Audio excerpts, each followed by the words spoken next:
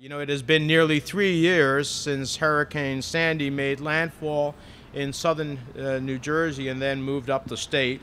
The storm brought with it an incredible amount of devastation to our state. 159 people lost their lives, 8.5 million customers lost power, more than 650,000 homes were damaged or destroyed, and our roads, railways, train stations, and tunnels were inundated with storm surge and millions of gallons of corrosive salt water. When Sandy battered New Jersey, it sent an unprecedented storm surge up the Hudson and Hackensack rivers that flooded PATH stations and tunnels. The storm took an incredible toll in lost lives and livelihoods and shattered economic hardship. We saw firsthand the impacts of a changing climate and our vulnerability to extreme weather. But New Jerseyans are nothing if not resilient. Every day since then we've been working to rebuild. The people of the state have shown the nation what it means to be Jersey strong.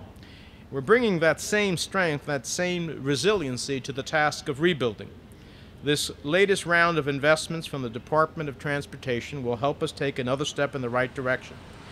As part of the $60 billion Sandy relief bill that I fought for in Congress, the Federal Transit Administration received over $10 billion of that for recovery, repair, and resiliency projects.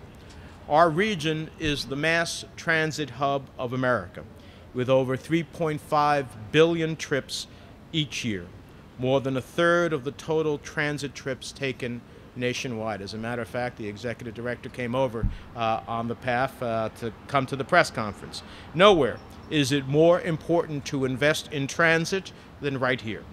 Our transit systems are not a luxury, as I remind my colleagues from across the country as the senior Democrat on the Mass Transit Subcommittee. They are an essential part of our daily lives, and for a region that generates 20% of the gross domestic product of the United States, about $3.4 trillion, it is more than a regional imperative, it is a national imperative.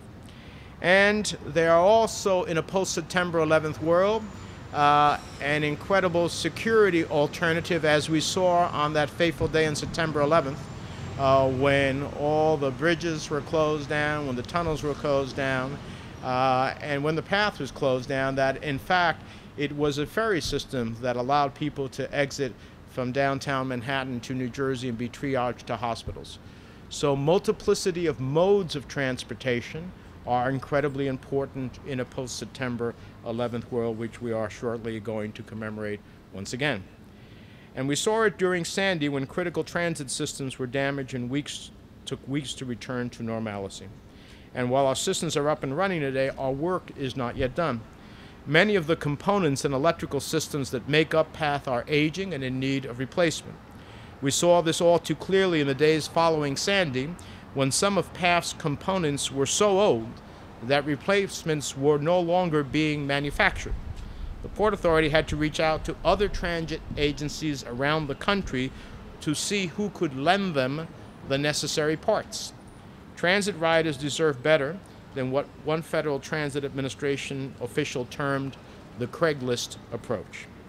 We're also facing problems of latent damage.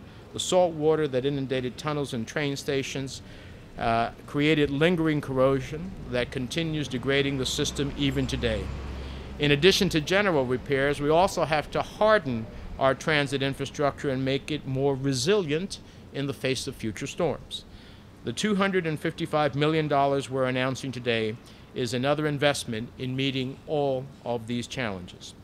And these funds are just one building block in our larger efforts to not only return to life as it was before the storm, but to ensure that New Jerseyans are safer and that our infrastructure is stronger than before the storm made landfall. In fact, the Port Authority and New Jersey Transit have each received approximately $2 billion in transit funding from the Sandy Relief Act.